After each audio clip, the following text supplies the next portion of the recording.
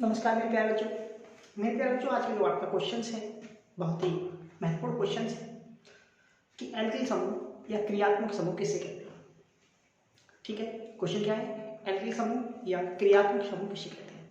तो मेरे प्यारे बच्चों, जैसे कोई कार्बनिक यौगिक है, कोई यौगिक है, वो दो चीज़ों से मिलकर बना होता है, यानी दो भागों से मिलकर बनता है, जिसमें पहला भाग एल्किल समूह कहलाता है और दूसरा भाग क्रियात्मक समूह कहलाता है। ठीक है, बात समझ में आ गई। यानी कोई भी कार्बनिक यौगिक दो भागों से मिलकर बनता है, पहला भाग एल्किल समूह और दूसरा भाग क्रियात्मक समूह कहलाता है। ठीक है, तो मेरे प्यारे बच्चों, जो एल्किल समूह है तो इसे मुक्त मूलक भी कहते हैं। ठीक है, तो मेरे प्यारे बच्चों, जो एल्किल समूह है इसे कैसे प्राप्त किया जाता है, तो आपने हाइड्रोकार्बन यौगिक पढ़े थे। जो हाइड्रोकार्बन यौगिक होते हैं, उन हाइड्रोकार्बन यौगिक से एक हाइड्रोजन परमाणु कम कर लिया जाता है तो आपको एल्किल समूह प्राप्त होता है। दोबारा सुनो, यदि हाइड्रोकार्बन यौगिकों से एक हाइड्रोजन परमाणु कम कर दिया जाए तो एल्किल समूह प्राप्त होता है। ठीक है, अब क्रियात्मक समूह क्या होते हैं। क्रियात्मक समूह, जो क्रियात्मक समूह है ये भी यौगिक का एक भाग होते हैं, जिस पर जो यौगिक है उसके रासायनिक गुण निर्भर करते हैं। यानी क्रियात्मक समूह पर ही यौगिक के रासायनिक गुण निर्भर करते हैं। बात समझ में आ गई। ठीक है, मेरे कहने का मतलब यह है मेरे प्यारे बच्चों, जिन यौगिकों के क्रियात्मक समूह समान होते हैं उनके रासायनिक गुण भी क्या होंगे, समान ही होंगे। ठीक, अब एक मिनट आप इसे देखें, फिर मैं आपको समझाता हूं इसे क्या है।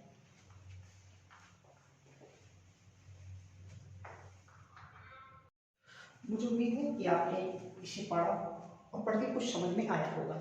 अगर नहीं आया तो कोई बात नहीं, अब देखते हैं अगर एल्किल समूह या क्रियात्मक समूह किसे कहते हैं। एल्किल समूह कार्बनिक यौगिक प्राय दो भागों से मिलकर बना होता है। ठीक है, मैंने यही बताया।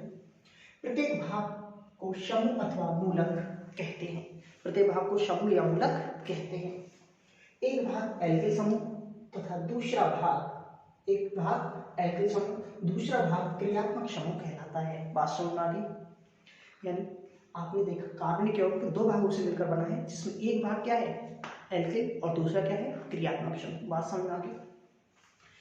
जैसे RH एक यौगिक है, RH एक यौगिक है, इसमें R एल्किल समूह, ये वाला एल्किल समूह है और ये क्रियात्मक समूह। बात समझ में आ गई। ठीक, अतः किसी संतृप्त हाइड्रोकार्बन, फिर हमने देखा, अतः किसी संतृप्त हाइड्रोकार्बन से एक हाइड्रोजन परमाणु कम करने से प्राप्त समूह को एल्किल समूह कहते हैं। यानी संतृप्त हाइड्रोकार्बन होते हैं, कल मैंने आपको पढ़ाया था संतृप्त हाइड्रोकार्बन। जो संतृप्त हाइड्रोकार्बन होते हैं, अगर उनसे एक हाइड्रोजन परमाणु कम कर दिया जाए तो जो समूह प्राप्त होगा वो एल्किल समूह प्राप्त होगा। जैसे आपने मीथेन से एक हाइड्रोजन कम किया तो मीथिल समूह प्राप्त हुआ। ठीक है, C2H6 से एक हाइड्रोजन आपने कम किया तो क्या प्राप्त हुआ, एथिल समूह प्राप्त हुआ। बात समझ में आ गई। ये एथिल समूह है दोनों, ये मेथिल और ये एथिल, कहने का मतलब ये एल्किल समूह है। बात समझ में आ गई। क्लियर है बेटा। अब देखते हैं क्रियात्मक समूह। क्रियात्मक समूह यह समूह यौगिक का वह भाग है जिस पर यौगिक के रासायनिक गुण निर्भर करते हैं। ये क्या है, ये यौगिक का वह भाग है जिस पर यौगिक के रासायनिक गुण निर्भर करते हैं। अतः वे कार्बनिक यौगिक जिनका क्रियात्मक समूह एक ही होता है, यानी यौगिक एक से अधिक है और उनके क्रियात्मक समूह एक ही है, तो उनके रासायनिक गुण क्या होंगे, समान होंगे। समूह एक ही होता है, रासायनिक गुणों में समान होते हैं। क्लियर है, बात समान होंगे या होते हैं। ठीक है, तो मुझे उम्मीद है मेरे प्यारे बच्चों आपको ये क्वेश्चन समझ में आ गया है। नोट कर लीजिए आप इसे। बाकी मिलते हैं अगले वीडियो में अगले क्वेश्चन के साथ।